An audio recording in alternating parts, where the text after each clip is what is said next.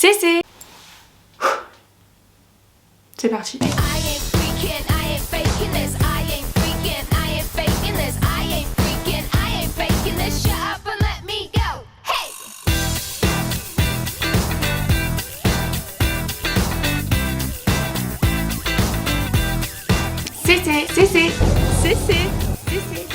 CC.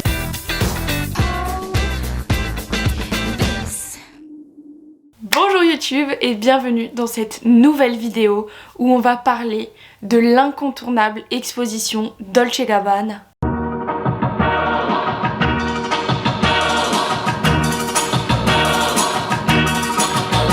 Elle a été complètement prise d'assaut, il y avait quasiment plus de place pour aller la voir, si bien qu'ils ont été obligés de la prolonger. Donc je me suis dit que pour tous les malchanceux qui n'ont pas pu avoir de billets pour aller voir cette expo juste magnifique, j'allais prendre ma petite caméra et j'allais tout vous montrer dans les moindres détails. Ce qu'il faut savoir sur cette exposition Dolce & Gabbana qui s'appelle Dal cuore alle mani, et ça veut dire du cœur à la main, c'est que avant d'arriver à Paris, elle était à Milan. Elle était programmée du 7 avril au 4 août 2024. Elle aussi, elle a été prolongée parce que normalement ça se devait se finir en juillet. Et c'est tout simplement le groupe IMG qui était en collaboration avec la ville de Milan qui donc a réussi à faire en sorte que cette première exposition de la maison italienne Dolce & Gabbana arrive au Palazzo Reale de Milan. C'est donc la toute première exposition de la marque italienne qui va retracer vraiment les coulisses du savoir-faire de cette maison incontournable en Italie. Et ça a tellement bien marché à Milan que c'est arrivé à Paris le 10 janvier 2025. Elle devait se terminer fin mars et elle a été prolongée jusqu'au 2 avril. Elle se situe au Grand Palais à Paris. Et c'est une exposition unique parce que c'est un format immersif dans 11 salles différentes avec que des décors différents pour le coup, séparés par des grands rideaux noirs. Cette exposition, elle va vraiment s'inspirer de l'Italie, mais sous tous ses angles, parce qu'il va y avoir de l'inspiration architecturale, de l'art, du cinéma, de l'opéra, des monuments, le tout dans une vraie opulence baroque signée Dolce & Gabbana.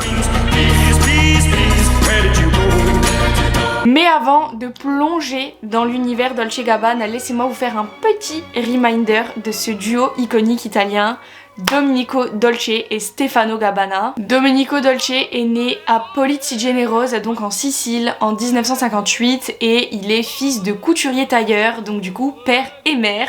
Il a été plongé dans le textile dès tout petit et ça va avoir une grande influence sur ce qu'il voudra faire plus tard parce qu'il va faire des études de mode à Palerme et ensuite pour poursuivre ses ambitions professionnelles dans la mode, il va partir à Milan. Stefano Gabbana, quant à lui, il est né à Milan en 1962. Mais lui son truc c'était plus l'art, le design, la pub bizarrement.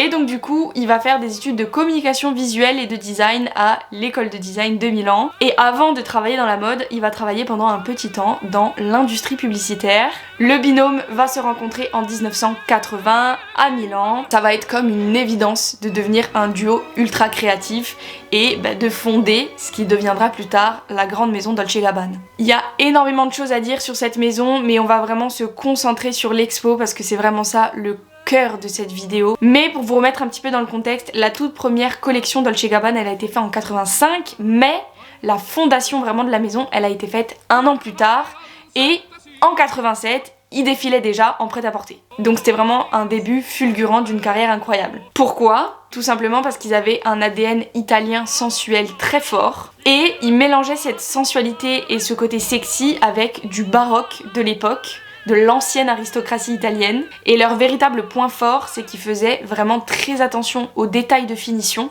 et à la noblesse de la matière. Mais bref, il y a beaucoup de choses à dire sur cette maison, mais si vous voulez une vidéo dédiée, je serais ravie de vous la faire. Là, on a rendez-vous au Grand Palais, parce qu'autant vous dire que ça a été une des plus belles expos que j'ai faites de ma vie.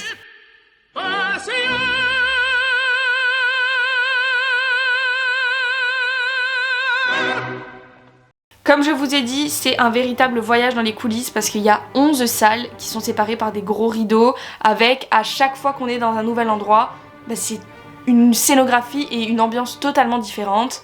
Ils vont jouer sur les décors, sur le son, sur les positions des mannequins. Il va aussi y avoir beaucoup de vidéos projetées, beaucoup de bruitage, donc c'est vraiment une immersion dans le milieu Dolce & Gabbana. Et on commence par la première salle qui s'appelle Fait main. Cette salle pour le coup, elle va exposer des pièces de la Alta Sartoria, de la Alta Mode et de la Alta Joailleria. Donc ça va être les 3 gros corps de métier. Et on va vraiment mettre en avant tout ce qui est broderie, peinture, parce qu'il faut savoir que les modèles exposés dans cette salle sont faits à la main. Donc ça nous met directement dans le mood du haut savoir-faire de la maison Dolce & Gabbana.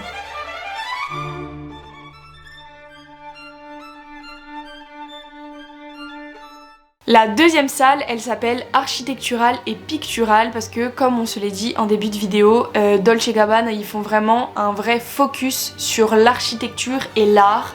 Donc c'est un lien parfait pour eux entre l'art et la mode parce que pour eux, un architecte et un couturier construisent leur design. Ils sont vraiment fans de Botticelli, de Leonardo da Vinci, donc il va y avoir vraiment une grande importance autour de la peinture et de l'architecture italienne. Ils vont représenter ça avec des pièces aux ornements somptueux, à la structure prononcée. Pour eux, le milieu de l'art et de l'architecture italienne et leur vision de la mode, c'est vraiment des mondes qui sont interdépendants.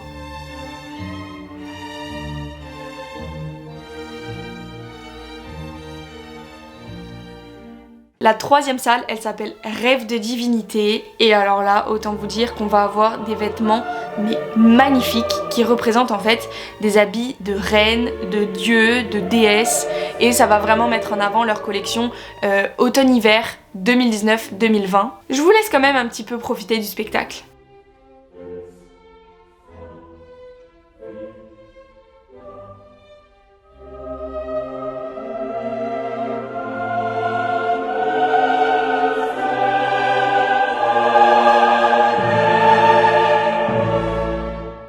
La quatrième salle, elle s'appelle Divine Mosaïque et là ça va être la mise en avant de l'art de la mosaïque, surtout par le spécialiste Orsogne, qui est tout bonnement le roi de la mosaïque. Ce qu'il y a de rigolo, c'est que ça va aussi se répercuter sur les vêtements, toujours dans un savoir-faire unique, avec des pièces faites à la main, avec des ornements en pierre, en cristaux. Vraiment le spectacle est fou.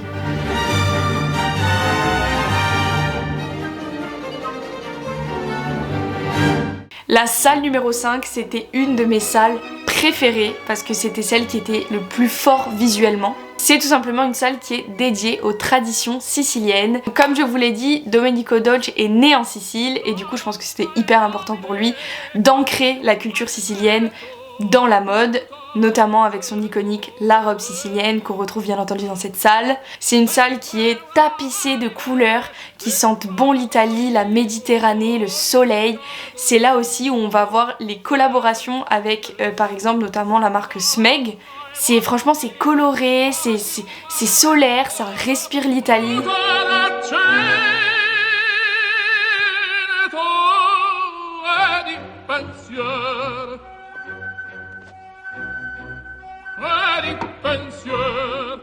Ensuite, en enfilade, on va avoir les salles 6 et 7, donc qui sont pour moi les deux opposés et j'ai trouvé ça super qu'elles se suivent. La salle numéro 6, c'est une salle qui s'appelle Baroque Blanc, donc qui a vraiment une connotation de pureté, de douceur, il y a quelque chose de très angélique, quelque chose de limite un petit peu marié. Et juste après ça, il y a une salle toute noire, dans la plus grande des opulences, avec un petit peu une ambiance de ténèbres, je sais pas comment expliquer, mais vraiment le mélange de l'or et du noir avec de la dentelle, bien évidemment faite à la main. C'était quelque chose de super contrasté, mais qui du coup montrait vraiment la panoplie de savoir-faire de la maison.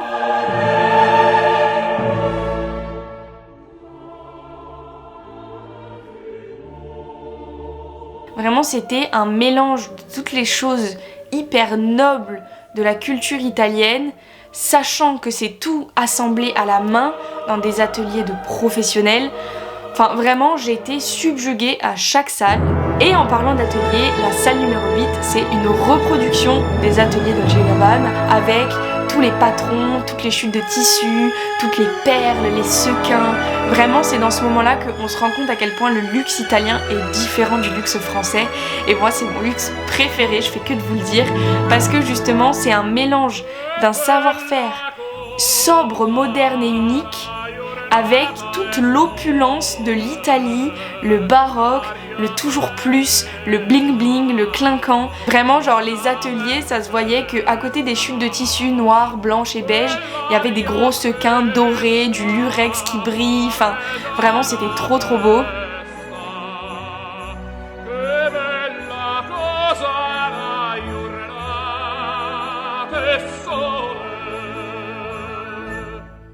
La salle numéro 9, c'est la salle qui s'appelle Le Guépard. C'est tout simplement en écho au chef-d'œuvre cinématographique de Luchino Visconti, qui a eu une palme d'or à Cannes en 1963, rien que ça. C'est donc une adaptation cinématographique du roman du même nom, Le Guépard, et ça va être une grande source d'inspiration pour Dolce & Gabbana parce qu'ils vont reproduire la grande robe de l'inimitable scène du bal. Dans cette même salle, un petit peu aux quatre coins de la pièce, il y a aussi des vidéos du film, des scènes du bal et des scènes un peu iconiques de tout le film qui sont projetées au mur pour qu'on se mette vraiment dans l'ambiance. Et puis cette robe, moi mais cette robe c'est fou.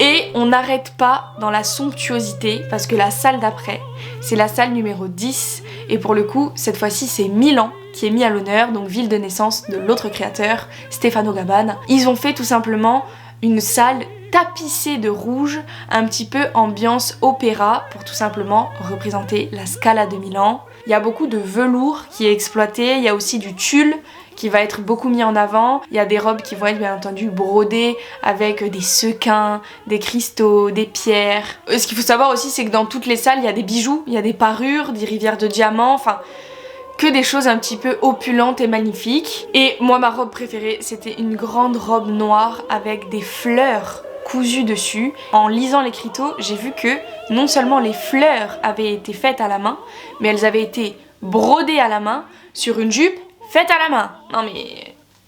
moi ce savoir-faire il me subjugue. Mais en revanche messieurs dames, si vous ne voulez pas avoir de spoil sur la dernière salle, arrêtez de regarder maintenant parce que pour moi c'était vraiment la salle la plus belle de toute l'exposition qui s'appelle l'art et le savoir-faire du verre. C'est tout simplement une mise en avant de l'art de la verrerie par les maîtres artisans de Murano. C'est rempli de lustres majestueux, c'est tout en miroir pour qu'on ait une espèce de distorsion de l'espace et le son, il y a du bruit de verre qui se brise. Et les silhouettes qui sont exposées, pour certaines, sont faites en plexi. Mais moi j'ai trouvé ça mais fou.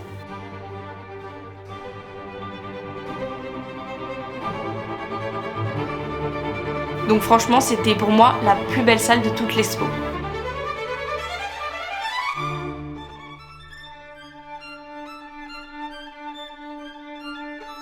Voilà YouTube, cette expo n'a plus aucun secret pour vous, normalement. Je suis rarement transcendée comme ça par une exposition, j'en ai fait plusieurs, mais celle-là fait vraiment partie de celles qui vont laisser une trace, je pense. On est resté à peu près 1 heure et on a l'impression que c'était 5 minutes. On voit pas du tout le temps passer. Ce que j'ai trouvé fou, c'est qu'une seule et même maison ait autant de cordes à son arc en termes artistiques. Florence Muller, qui est la commissaire de l'expo et qui est aussi une historienne française, a vraiment dit que c'était la première fois que la maison Dolce & Gabbana donnait autant de détails sur ses coulisses et qu'elle montrait autant ses inspirations pour ses créations, tout simplement. Écoutez, j'espère que cette vidéo vous aura plu. Moi j'ai encore des étoiles plein les yeux. J'espère aussi que les personnes qui n'ont pas eu l'occasion de la voir ont quand même un bel aperçu. Pour ceux qui y sont allés ou qui ont des billets pour y aller avant avril, sachez qu'il y a énormément de monde dans les salles. Si vous avez envie d'une vidéo plus complète sur la maison Dolce & Gabbana, n'hésitez pas à me le dire parce que je serais ravie de faire mes petites recherches sur ce duo iconique italien. N'hésitez pas à vous abonner à cette chaîne pour suivre la suite de mes aventures une fois par semaine le dimanche sur YouTube. Je suis aussi très présente sur Insta et TikTok où je vous attends si vous ne me suivez pas encore. Merci pour tout, prenez soin de vous et à très vite. Ciao!